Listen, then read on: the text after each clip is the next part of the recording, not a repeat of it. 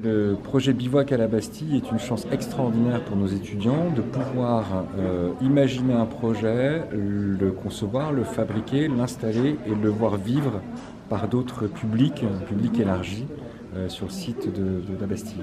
Ce qui veut dire que ce n'est pas le cas d'habitude, il n'y a pas tout ce processus? Alors, une des singularités de l'école de Grenoble est de former les étudiants à un apprentissage de l'architecture par le faire, la fabrication de prototypes. Donc c'est quelque chose qui est une culture d'école. Malgré tout, l'amplitude de ce travail-là, qu'on fait chaque année en fait sur différents projets, là il bénéficie du cadre Capitale Verte du site de la Bastille, qui est un site exemplaire, remarquable, patrimonial. Donc c'est une chance un peu unique comme situation de travail. Et le fait que ce soit, on va dire, un habitat montagnard, est-ce qu'en termes de matériaux, en termes de technique, c'était des choses nouvelles pour eux? Non, parce que je crois que chaque étudiant, quand il fait son projet, le contextualise.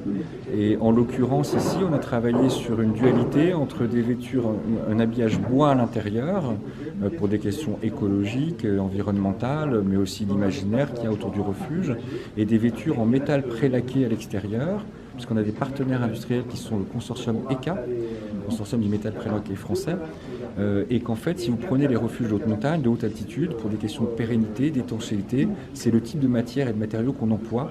Donc l'habillage complet, les enveloppes complètes, pour pouvoir assurer la pérennité dans le temps en fait, des refuges. Et donc ces projets seront tous, là on les voit pour l'instant juste la partie bois, mais la semaine prochaine on va aux grands ateliers d'Île d'Abo pour faire l'habillage extérieur, les façades extérieures en métal prélaqué.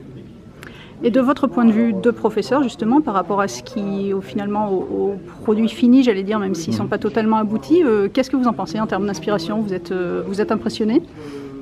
Alors moi je suis ravi, en fait, quand on reçoit les étudiants, ce qu'il faut savoir c'est qu'il y a un enjeu de projet réel et puis un enjeu de formation.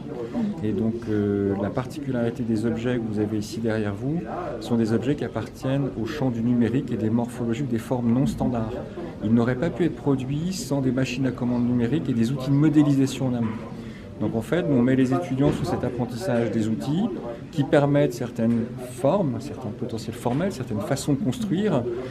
Mais ce qui est très important, c'est que ce n'est pas juste du formalisme, c'est dédié à une qualité ergonomique d'usage des structures.